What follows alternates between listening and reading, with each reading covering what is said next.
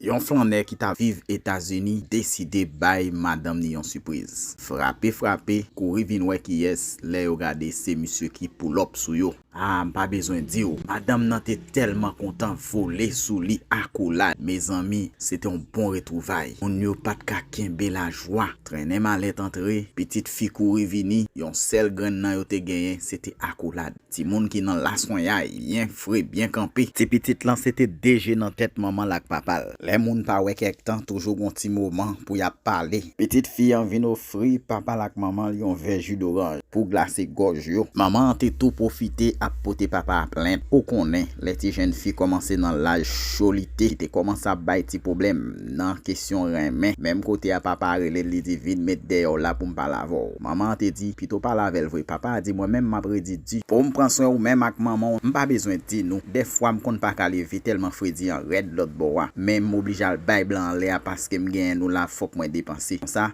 li di petite fille en sel sa mabdou menen jeune homme nan vini devant pour me connait qui idée gen pour qui ça c'est là le choix entrer. Maman dit m'ko tande ça papa dou là. Menen jeune homme nan vini pour nous ka konn qui idée gen qui plan. Comme ça papa rale maman vini bal bel ti accolade pour descendre kolel. Papa c'était un gentleman.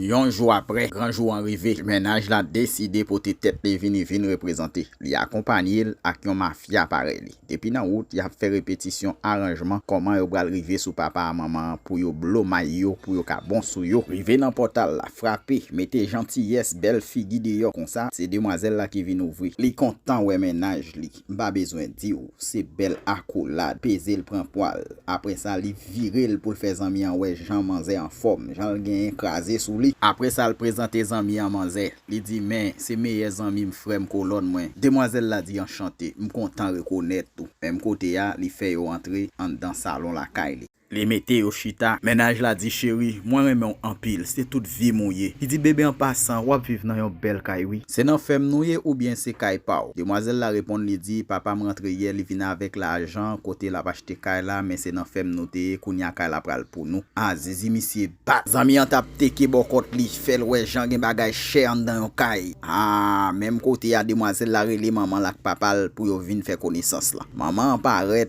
jeune homme nan levé camper pour le saluer, li dit mettre m'pas besoin salutation dans main. Même côté ya papa bon flaneur bon jeune gens senti bon récent vinn paraître li bay monsieur yo la main après ça le chita li mandé qui yes nan de monsieur ça yo ménage ou petite te répondre ça qui sous côté là li sous tête li dit OK jeune homme moi même m'pas gen problème avec ou sauf que m'a dit ou petite moi ak madame moi c'est priorité moi c'est plus gros cadeau la vie ban moi m'redi di en pile pour yo m'pas ka di petite fille nan pas remen parce que c'est pas avec mi bral faire ville même dit il faut choisir qui yes moun ni pral remen parce que m'investi en pile dans petite fille pour me préparer pour me faire le monde ni aujourd'hui là pas d'accord n'importe monde vinn passer petite moi dans bêtise vinn entrer dans mi-temps foyer là pour mettre problème il dit jeune homme parler de ou jeune homme nan dit moi c'est son de li moi c'est petite boss li fait en haut là qui c'est un grand contremaître maçon moi terminé études classiques moi mais problème moyen à crise insécurité pays en fait pour qu'on entrer à l'université m'a vivre avec maman papa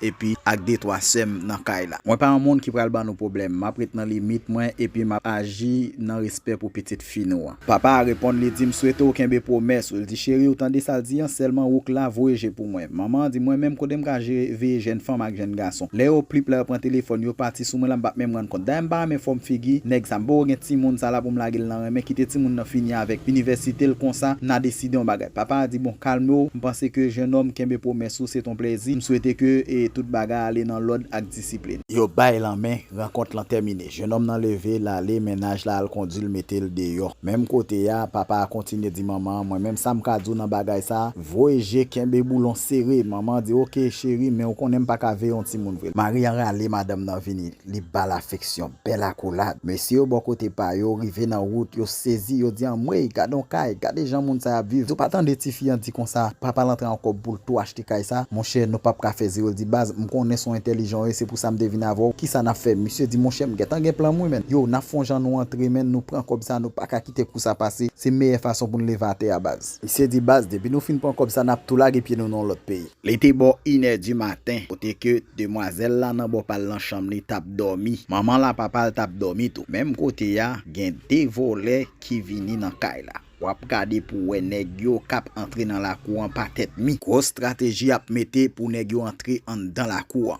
Lè yo fin tomber dans la cour, madame nan tap dormi, tande yon bruit parce qu'elle pas dormi dit. Même côté ya Marie a dit sortant d'elle dit m'tande un bruit pied, li dit allez lumière lumière. Lè yo passe lumière, monsieur Medzore li à l'écoute, li dit chéri tal, puis li dit non pas fait bruit non. Madame nan dit chéri prudent, posez son pour nous compte ça n'a fait. Monsieur commence chercher téléphone, li tête li chaud, convert lampe. Même côté ya li joine téléphone nan li composé numéro la police. Téléphone nan tap sonné, monsieur mette le bos oreille li, bon chance pour li. Nèg yo récit prend appel là. Li dit allô allô, mes amis m'entravé volé sous moi. Madame nan côté parle al lever petite fille dans chambre li met lumière, li soukel. Li dit petite moi, lever fini en aller parce que volé sous nous tande bruit pied dans la cour. Même côté en petite fille en lever descendre cabane nan et puis yo sorti. Volé yo t'a progressé dans la cour en zam nan men cagoulé et puis monsieur dit policier yo men adresse kay là. Li dit men volé yo dans la cour oui moi ouais yo dit garder sou yo, li dit oui moi ouais yo.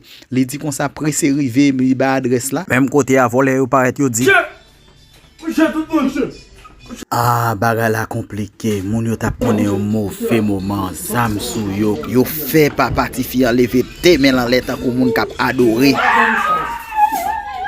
M'pa besoin de coup de pied calotte. Volé ou tap gonflé moun yo tan kou le mandi grab bat chien dans la rue. Mes amis, c'est gros ça bon kap passé. Ou ka comprendre mauvaise sensation. Yon l'autre côté police nationale la te getan a progresser en dans kay la. Bien compté mal calculé nèg yo pensé au fin bon. Fait Michel lever al chercher bagay pour ba yo de yo a toujours téléphone, laptop sak tandan. Même côté a gros mallette getan sous deux volant même grain tennis pour y al bien passer. Comme ça yo tandi. Demandez. Police. M'pa besoin de nèg yo saisi courir lever demain en let déposer mallette ak grain tennis tout ça qui dans main yo. Police yo mare nèg yo kou crab. Même côté ya monsieur a fait madame ni ak petite fille lan lever camper yo tap dit bon Dieu merci. Madame nan ki curieuse li rale kagoul nan tête yon nan yo. Li ouais c'est ménage ti fille. En vrai saisissement ak tout zami qui vinn casser kay la. Mes amis apprendre connaît à qui est n'a preme, qui moun n'a pas entré dans vie nou. Gros tanta fait ti jeune yo avili tête yo. Devant parents, devant ménage. Mes amis bagay la triste. Est-ce que te pèse?